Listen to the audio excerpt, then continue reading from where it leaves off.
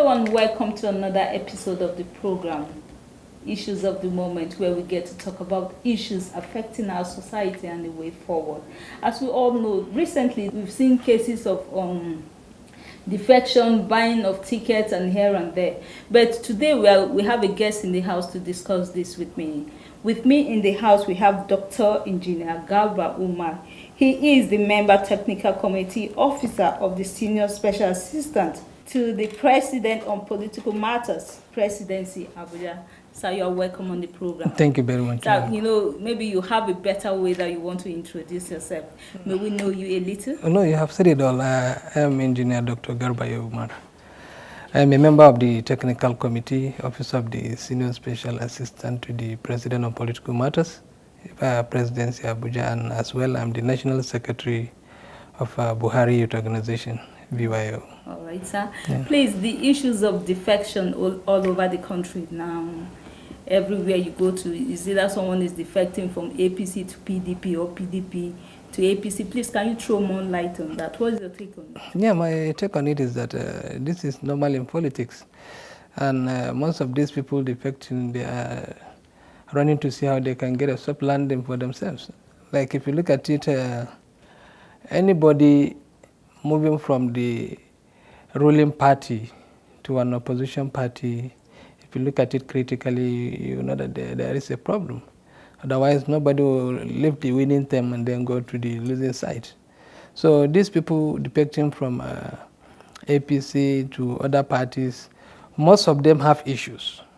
And then if they remain in the party, it is not possible for them to get the tickets to even run for the second time. So they have to move to another party so that maybe they can flip their way and get the ticket. So that is why most of them are defected. And then I'm very happy most of them doesn't have any political value that can affect the APC.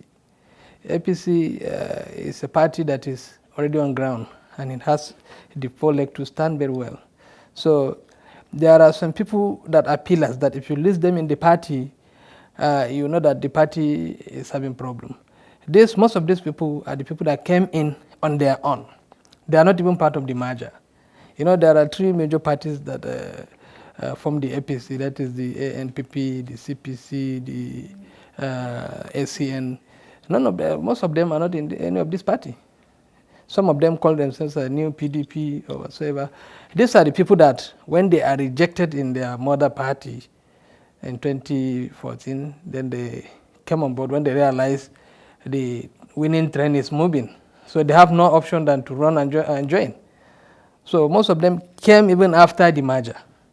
And with or without them, if you look at the calculation very well, we can win our elections. So you didn't tell us anything about the RAPC. I know sometime ago we used to hear cases of the cases of RAPC. Where is the RAPC now? PDP sold out forms. AAPC is selling forms. So the members of RAPC, where do they belong to? Are they in PDP, or they don't have party, or they are fizzled out of the politics? So there is nothing like RAPC. These are angry people that lost direction in the politics. Okay. They claim so many things. Some of them even said they are the people that brought Buhari to politics. How can you bring in Buhari into politics and you can't bring in yourself?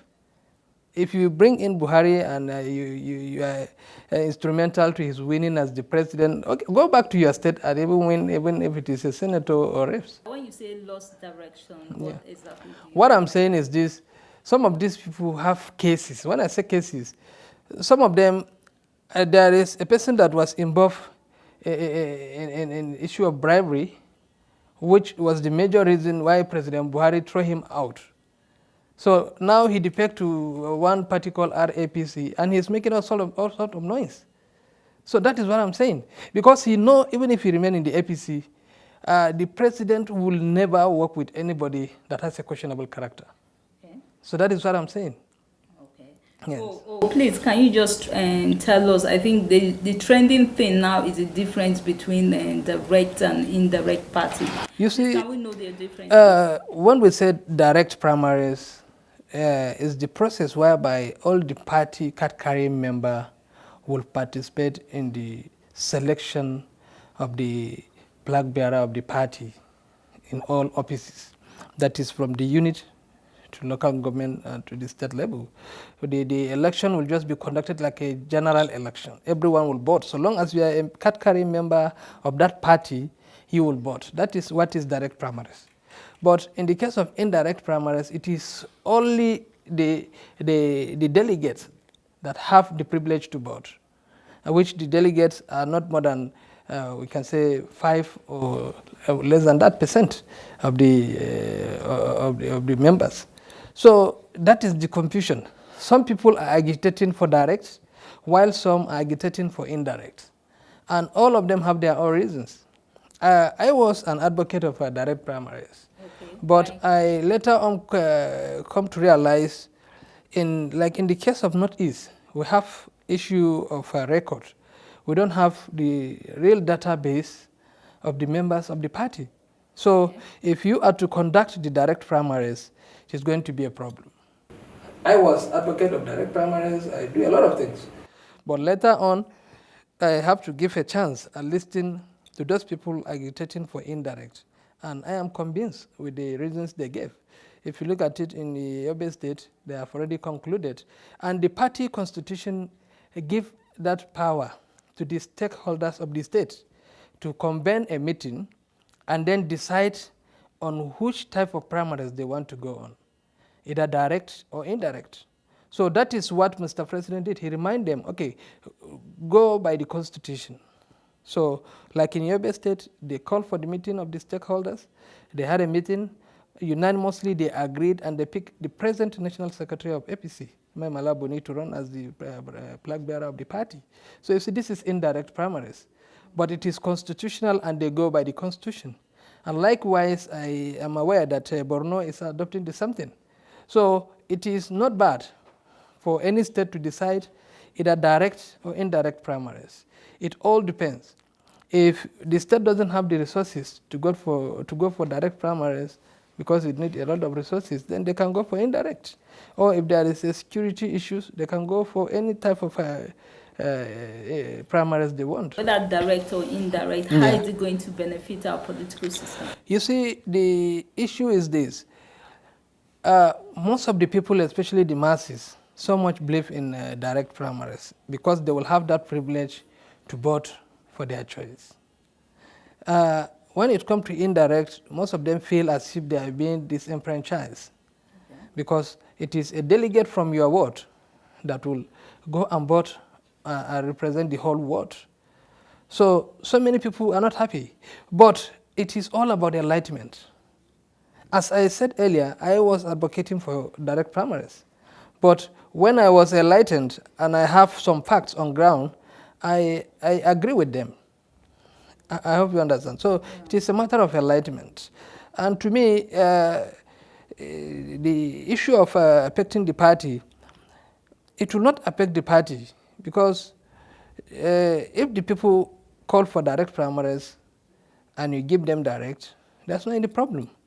If the people call for indirect and you give them, is there something? So if there is any problem, it is the responsibility of the state party ESCO and the stakeholders to enlighten the public and tell them this is the reason why we are going for this.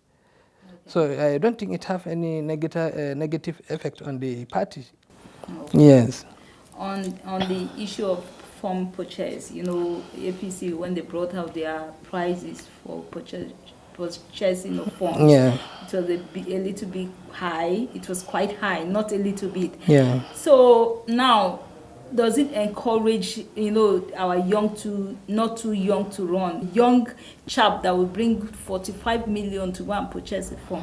When you are saying youth, the medium of measurement doesn't have to do with the financial stand or financial background. Okay. One can be a youth and can be a billionaire, and one can be an elder, can be a foreman.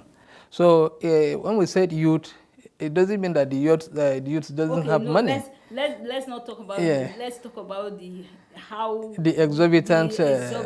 So, you see, it is not exorbitant because this is a ruling party. Compared to other parties. I know, this is a ruling party. When PDP was in power, they have the highest form P. Their P was highest then. So today we have APC.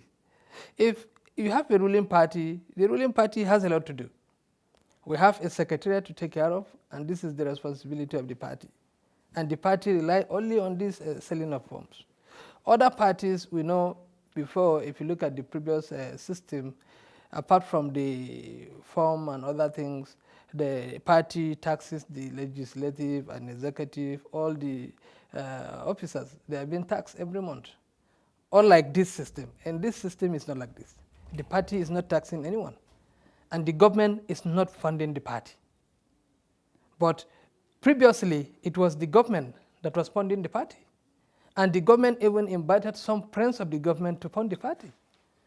So in this system, the party rely only on this source of fund, that is selling of forms. So as a ruling party, if you are coming in, definitely sure you know you're not going to get it so cheap. Okay. So that is why. So the price is quite reasonable. Even the president did not say the price is too high. He said as his salary and he doesn't have the money to buy a form for 45 million naira. That youth even bought the ticket for the Thank president. You, because that is it. We'll get there, you tell us the youth that bought the ticket, because if our president, Yes. Of course he can purchase a ticket, but the youth bought the ticket for him. So please, can you give us more insight? Yeah, the issue is this: the president wasn't in Nigeria, and the youth unanimously agreed that this man is doing a good job and he must come back. So we are looking at it as if we make a little delay, maybe the sales of form will close. So we have to pick the form for him, whether he likes it or not. He must contest 2019. So are you telling us it was Buhari youth that bought the purchase? It's not Buhari youth. It's a collective of Nigerian youth. So many people, because you can't give it an umbrella. Okay. So many people are rushing to see how they can contribute. Okay. In fact, some are even denied the privilege to contribute. So as I'm talking to you now, there are about 2 platforms that people are contributing money for the campaign. It is only President Buhari that have that kind of popularity, whereby people are rushing to buy form. Some people are claiming to be popular than Buhari, and even their family cannot buy form for them. They have wives and children that earn contract, but they are still sweating to buy form. You see, this is the difference. This one alone tells you that almost 80% of the Nigerian youths are with Mr. President. Okay, ahead of 2019 election, how are the youth preparing towards that? Yeah, what we are preparing at now. Buhari Youth Organization. Buhari Youth Organization, precisely, we are embarking on seminars and then a campaign, that is a Enlightenment campaign on violence pre-election. We want to show a difference. We all knew the issue of election violence that was then, but in 2019 we want to give a different look. We want to go to all nooks and crannies of this country to make sure we enlighten the youth on a free and fair and then violence pre-election. Not thuggery, political thuggery, we all knew it took us nowhere. So the only thing to abate all these issues of this thuggery, violence, whatever, is enlightenment. So we are organizing seminars and then a symposium and enlightenment campaign, which we are going to kick off very soon. I'm sure we have a next meeting by next week. And then after the next meeting, we are organizing the next seminar in the southeast. From the southeast, we are moving to south-south. So this is what we are planning now. So we are embarking on that campaign, and we are going to do that campaign door to door. We are not leaving a single word. We must make sure that we touch every word in Nigeria to make sure that the youths are being enlightened on a violence pre-election. Okay, a quick one now. On a scale of 1 to 10, yes, please, can you just rate this administration? If I am to rate this administration on the scale of 1 to 10, I can even exaggerate and give 11 because he said 1 to 10. So 1 to 10 to me, if you said 10, within that 10, I don't even know where to rate the government, but rather than to go for 11. So I will pick 11. Why I said 11? Because we have seen it on ground. The Nigerian Airways, the railway, the roads, the agricultural reform, the economic reform. In fact, all the promises are fulfilled. It was then when people asked what is on ground, because this government doesn't preempt itself. Okay. You only see when it manifests. Okay. And there are a lot of things that are coming on ground that you will just see them. So by December, Nigeria will be something entirely different. Okay. Yes. We hope so. Thank you so Thank you much very for much. honoring us. Thank you Thank you very much. Thank you. Thank you so much. Until next time on television Nigeria, I am Sandra Guam.